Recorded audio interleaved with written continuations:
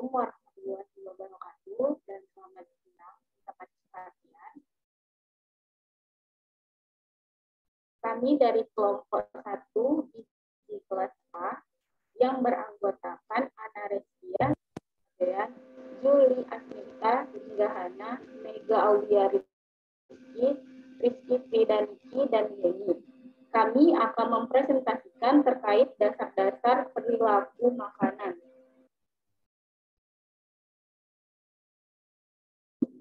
Akan dibacakan oleh Juli pertama. Silakan Juli.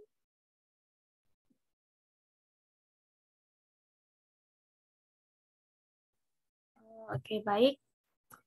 Kita masuk pembahasan fundamental of food behavior atau dasar-dasar perilaku makan. Nah, apa sebenarnya dasar-dasar perilaku makanan ini? Pendidikan dan konseling gizi bertujuan untuk memberi dukungan dan bimbingan bagi individu untuk membuat pilihan makanan yang tepat sesuai kebutuhan mereka.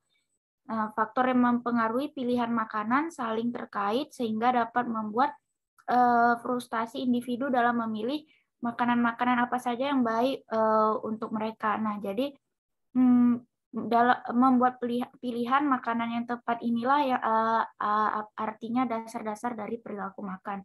Nah, di samping ini adalah faktor-faktor yang mempengaruhi pilihan pemakanan. Yang pertama ada harga, rasa, keberagaman, kesejahteraan, ekspresi diri, dan kenyamanan dalam memilih makanan.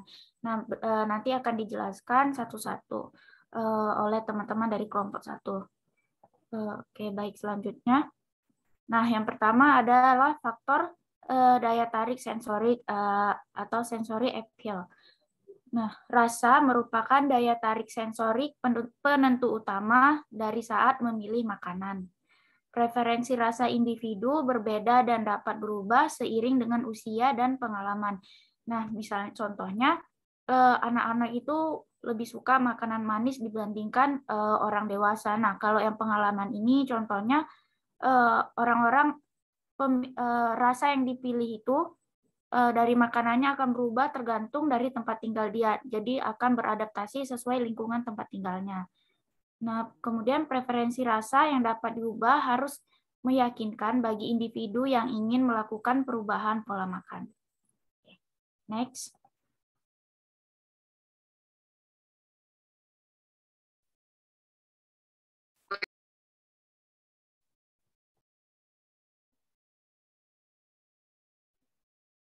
Dibacakan oleh Mega.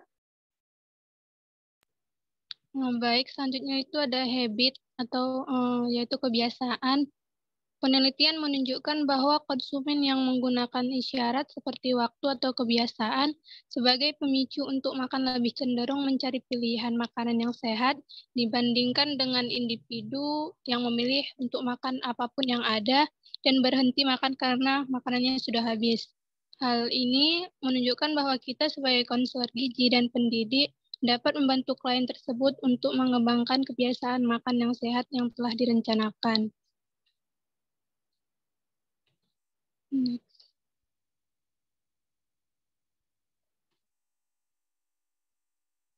Lalu ada di sini masalah kesehatan. Kesehatan dapat menjadi kekuatan pendorong untuk menentukan pilihan makanan seperti yang diilustrasikan oleh kampanye publik atau layanan kesehatan, yaitu misalnya membantu masyarakat memahami informasi yang berfungsi untuk mempromosikan kesehatan masyarakat dan dengan intervensi kesehatan seperti untuk meningkatkan asupan buah-buahan, sayur-sayuran, dan biji-bijian. Lalu pada survei nasional 2018, hampir setengah dari peserta menyatakan bahwa mereka telah menghilangkan minuman ringan dan permen, mengurangi asupan gula, di mana konsumen lebih cenderung menanggapi memesan makanan sehat dan cara pemilihan makanan yang nyaman dikonsumsi. Lalu status kesehatan seseorang seperti kehilangan gigi atau gangguan pencernaan juga dapat mempengaruhi jumlah makanan yang dikonsumsi dan pilihan makanan.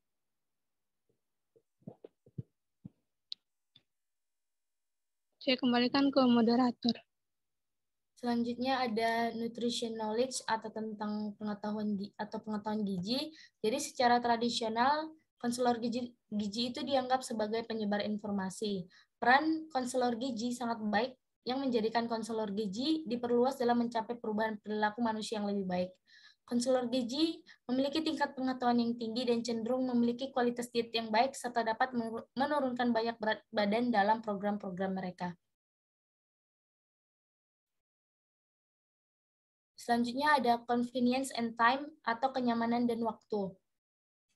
Jadi dalam sebuah survei penelitian, ada sekitar setengah dari wanita yang diteliti menyatakan bahwa waktu mereka habis kurang dari 5 menit untuk sarapan dan makan siang, serta kurang dari 20 menit itu untuk persiapan makan malam.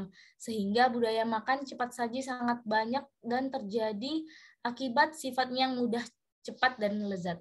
Persiapan makanan yang dilakukan sendiri dibandingkan dengan makanan cepat saji akan lebih menunjukkan hasil bahwa makanan cepat saji itu lebih mahal dan cenderung tinggi kalori, lemak, dan natrium. Untuk itu, perlu adanya nasihat dari nutrisionis dalam membangun sikap yang baik dan sehat dalam pemilihan makanan.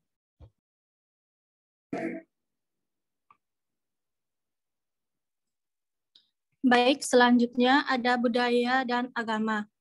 Makanan adalah bagian integral dari ritual masyarakat yang mempengaruhi identitas kelompok. Makanan ritual memperkuat keanggotaan kelompok dan menegaskan kembali hubungan kita dengan orang lain. Misalnya, makan sepanjang hari di pertemuan keluarga mingguan pada hari Minggu, atau rehat kopi setiap hari dengan roti manis adalah ritual yang lebih dari sekedar memuaskan selera. Budaya juga menentukan pola makan, dan di Amerika Serikat, ngemil adalah hal biasa. Selain itu, agama menganjurkan ritual makanan dan juga mengidentifikasikan pantangan makanan seperti larangan daging babi untuk Muslim, daging sapi untuk Hindu, dan kerang untuk Yahudi Ortodoks.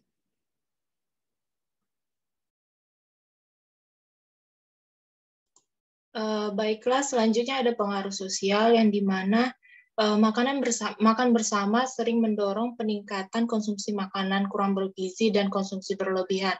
Ini contohnya seperti misalnya di dalam suatu anggota atau suatu organisasi atau suatu kelompok sedang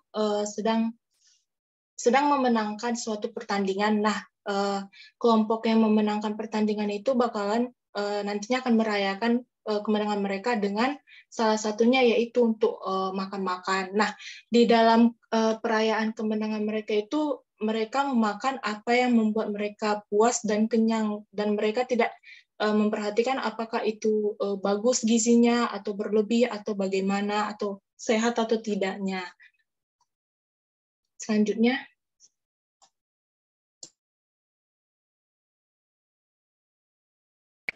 Selanjutnya ada media dan fisik, yaitu yang pertama lingkungan. Orang Amerika Utara dikelilingi oleh pesan media dan kebanyakan dari mereka mendorong konsumsi makanan berkalori tinggi yang menantang nutrisi.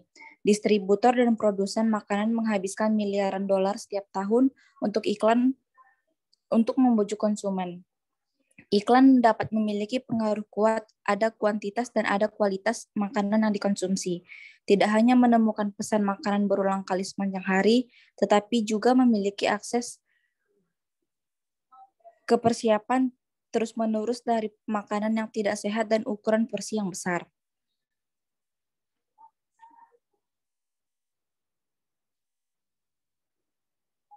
Selanjutnya dalam media dan fisik itu ada ekonomi, di mana tempat tinggal individu dan status sosial ekonomi dapat mempengaruhi berbagai faktor, termasuk aksesibilitas terhadap transportasi, fasilitas memasak, lemari es, pilihan toko kelontong, dan ketersediaan pilihan makanan yang sehat.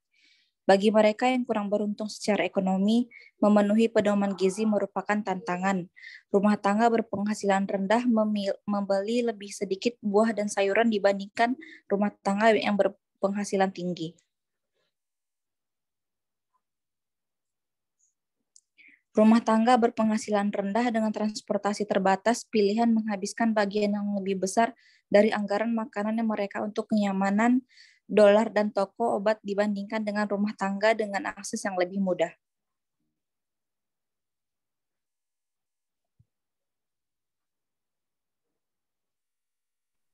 Baik, selanjutnya ketersediaan dan keanekaragaman.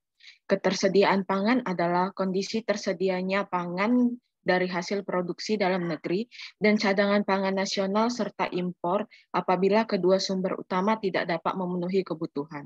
Keanekaragaman pangan adalah berbagai ragam jenis pangan yang dapat diolah ataupun dikonsumsi oleh masyarakat. Di Indonesia memiliki 34 provinsi. Karena banyaknya provinsi inilah yang membuat Indonesia memiliki banyak keanekaragaman, baik itu budaya, adat istiadat. Inilah yang membuat perilaku makan di setiap daerah berbeda-beda. Indonesia memiliki 273,5 juta warga negara, dan ini akan terus bertambah seiring berjalannya waktu karena bertambahnya penduduk ini, maka meningkatkan jumlah pertemuan makan, variasi makan, dan tersedianya variasi makan inilah yang akan membuat peningkatan asupan makan.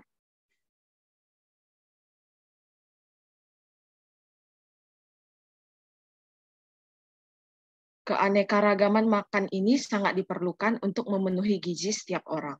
Semakin banyaknya keanekaragaman makanan ini akan membuat orang lebih tertarik dalam mengkonsumsi makanan walaupun tidak sedikit orang yang akan mengkonsumsi makanan yang berlebihan. Namun, dengan ketersediaan makanan dan keanekaragaman ini akan membuat keseimbangan dan terpenuhinya berbagai gizi yang diperlukan bagi masyarakat. Dan masyarakat akan lebih menyukai makanan beragam dibandingkan makanan yang tidak beragam.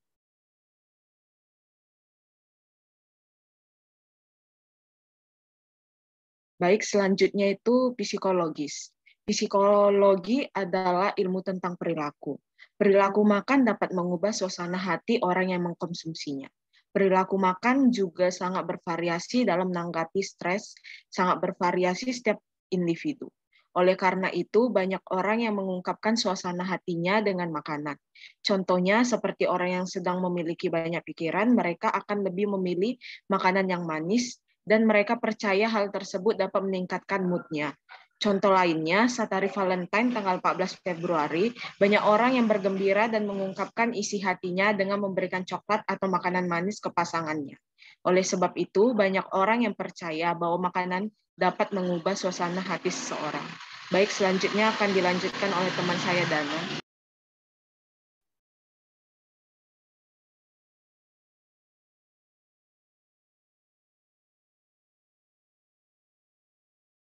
Setelah kita mengetahui dasar-dasar perilaku makan yang sudah dijelaskan oleh teman-teman kelompok 1 kelas GDA,